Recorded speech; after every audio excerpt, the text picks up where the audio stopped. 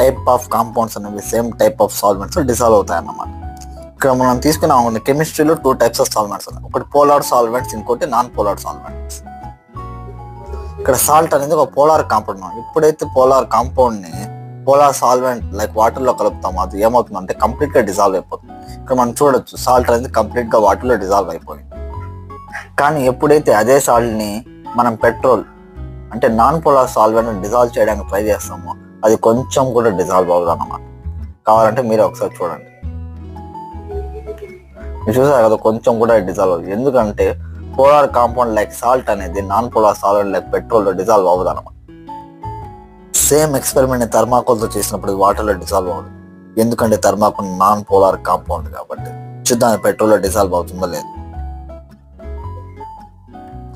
అక్కడ గమనించామనుకోండి కంప్లీట్ గా థర్మాకోల్ అనేది పెట్రోల్ లో డిజాల్వ్ అవుతుంది. ఎందుకంటే థర్మాకోల్ అనేది నాన్